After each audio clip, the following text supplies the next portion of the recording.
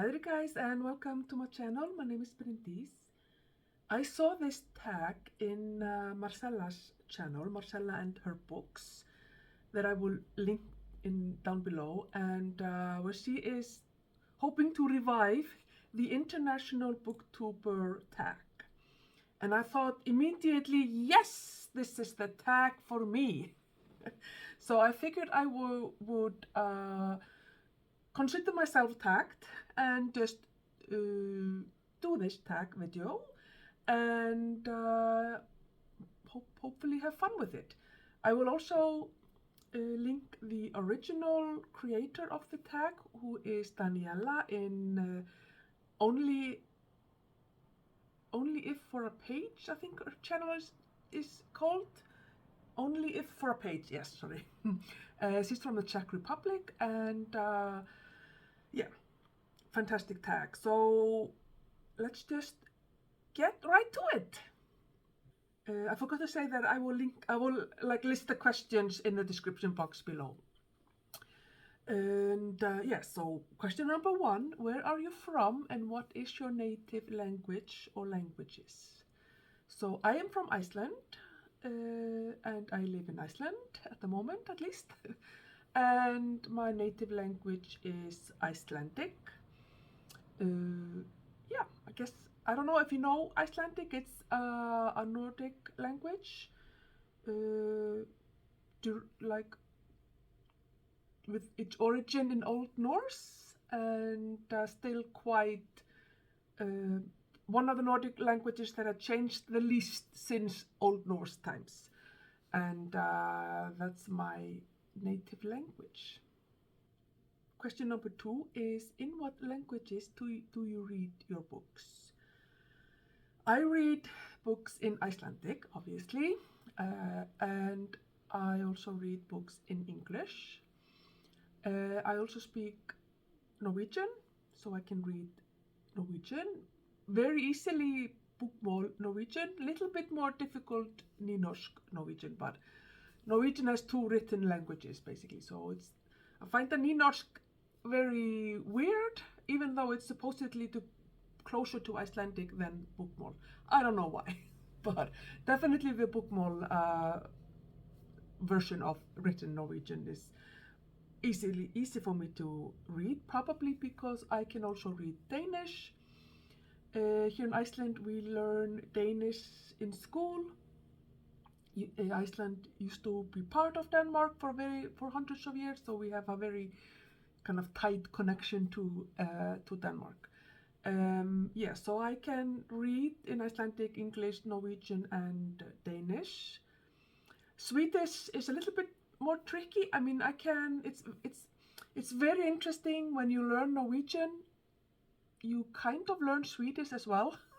That is, you can speak Norwegian to a Swede, and a Swede can speak Swedish to you, and you basically understand each other. But the written Swedish is a little bit, they have some different letters and some different, there seems to be some French influence in the language and things like that. That are a little bit different from Norwegian and Danish. But I can still read Swedish, but not necessarily just for enjoyment. So it's Icelandic, English, and Norwegian, Danish. Question number 3 is there a booktube community in your native language on YouTube? And if so, what is it like? And no, there is not.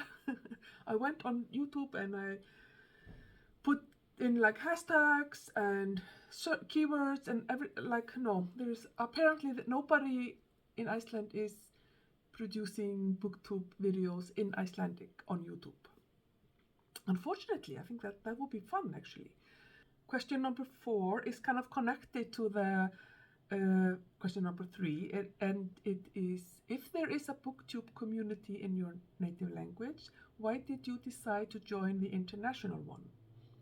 And I can answer it that, there isn't an Icelandic one, but I think that even if there was, I would still have joined and chosen to do my videos in English, simply because of how I read. the majority of the books that I read are in English. I read a lot of classics and like thrillers and stuff like that, and I just like to read the English-speaking literature in English, so I think I would have joined the International Booktube community or the English-speaking Booktube community, even if there was an Icelandic one. And also because I really enjoy hearing points of view from people who have a very different, come from a different culture or a different just way of seeing things. Like there are certain issues that other countries or nationalities find to be a reason for a conflict in a story, for example, or something that for me in Iceland is like, why is this a conflict? Like in romance, I hear there's apparently a unwanted pregnancy trope or single motherhood trope, and I'm like, why? Like, being a single mother is not an issue here in Iceland. So everybody, like, nobody cares if you're married or not. So, it's been like that for centuries. Women have been having babies everywhere, and so nobody cares if you're married or not. So I'm like, why is that a conflict issue or like a problem?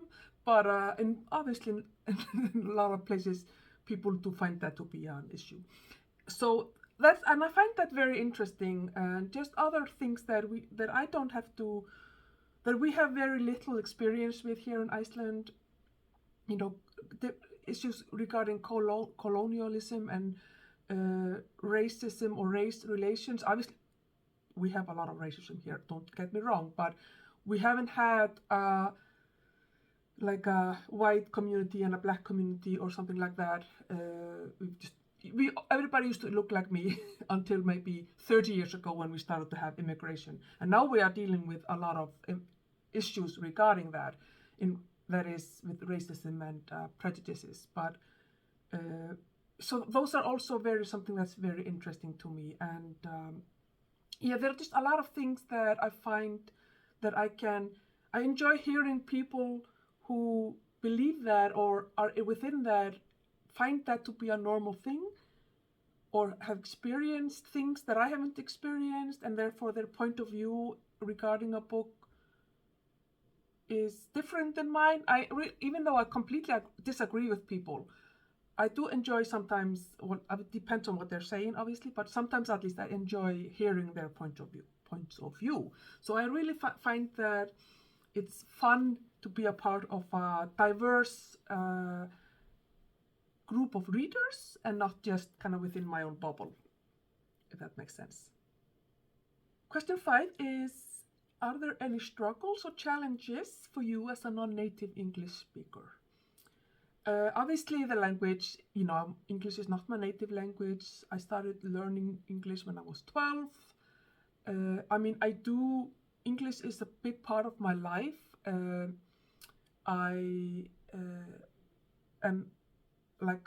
I'm in academia and I'm working on my PhD.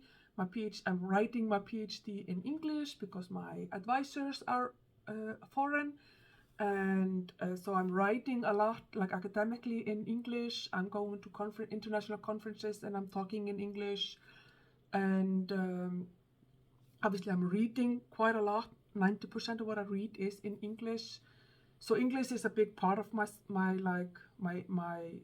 experience. I have a couple of my best friends are not Icelandic, so we communicate in English, and obviously I do these videos in English. English is very much almost like it's like my second language really, but it's almost like as important as my first language.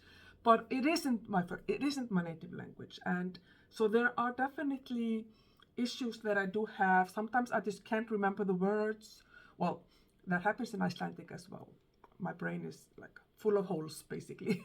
But so sometimes I don't know that I don't have necessarily the vocabulary to explain literary terms.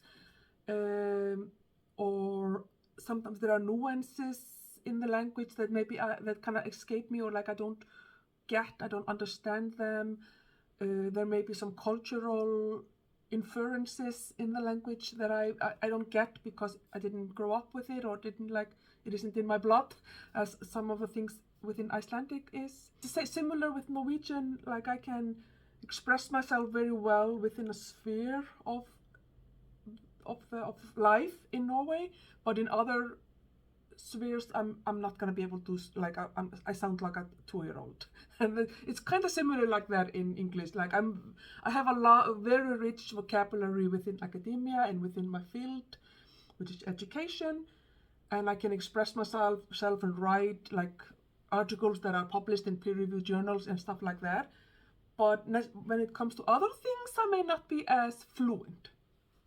But you know, and I know that sometimes maybe my accent can be a little bit strong, but I try very hard to not talk too fast, because I can talk very fast if I'm excited about things or passionate. But yeah, so I think it's just kind of the nuances and certain parts of the vocabulary that sometimes are a challenge.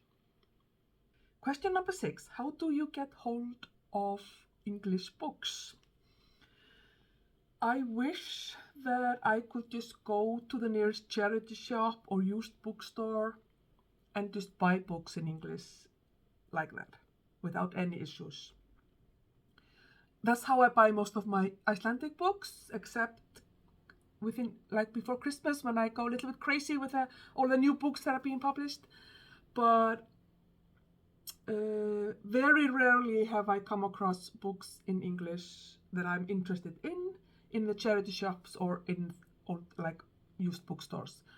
So if I see people advertising, like on Facebook or wherever, advertising like books for free, and I can see that there are English books there, I would like run to that place if I can, if I'm able to, and get books like that, from like doing that.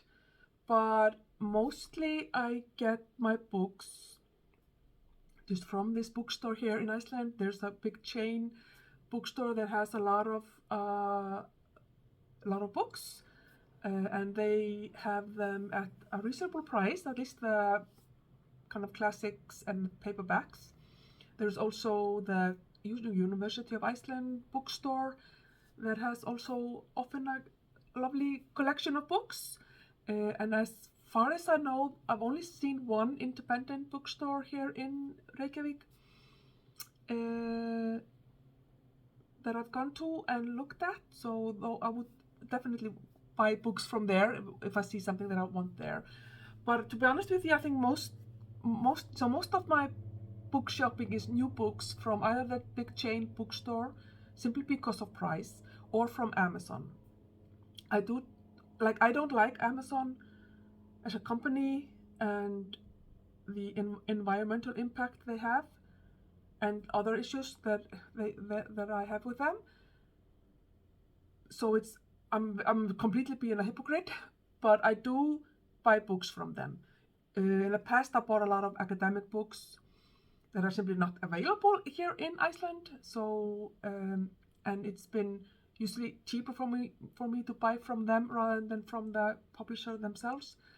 And I have had a couple of book hauls in the last few months where I bought classics and just literary fiction from Amazon, new and not used. So it's not ideal, but you know, it is what it is.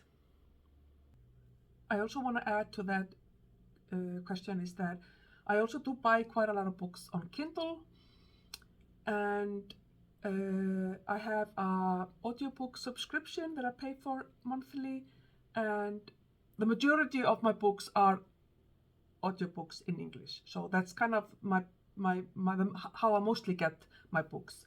But I am starting to grow my physical book collection, so yeah, that's mostly Amazon, I'm afraid. Question number 7: what is the best thing about being part of the International Booktube community and a I'm allowed to answer in my native language and put subtitles if I want. Okay, I'm gonna do that so you can hear some Icelandic. Það sem mér finnst skemmtilegast við Booktube samfélagið að fá sjá hvað aðrir að lesa og heyra álit þeirra á bókum og mér finnst mjög áhugavert að heyra sjónarmið annarra hvort sem ég sammála þeim eða ekki og mér finnst líka mjög mikilvægt að ég næja að uppgötva höfunda sem að ég hefði jafnvel aldrei heyrt áður og sem að geta hjálpað mér líka að vikka minn eigin sjóndeildarhring. Question number 8. Do you watch other international booktubers? Shout out a channel that you found recently. I do. I am very in love with England, and English, like English. So I have to admit that the majority of the booktubers that I watch are UK based. There are also a few from the US and Canada, Ireland, a couple from Australia, and at least one from New Zealand. So the English speaking world is definitely the majority of my booktube channels that I subscribe to, and the UK people are kind of at the top there for sure. But there are a couple of international booktubers that I want to shout out though, because that I enjoy their channel. Some of them I just found a couple of days ago, others I've been following for a few months. So Marcella and her books that I'm doing this booktube, this International Booktuber Tag from, is in the Netherlands, and I really enjoy her channel. I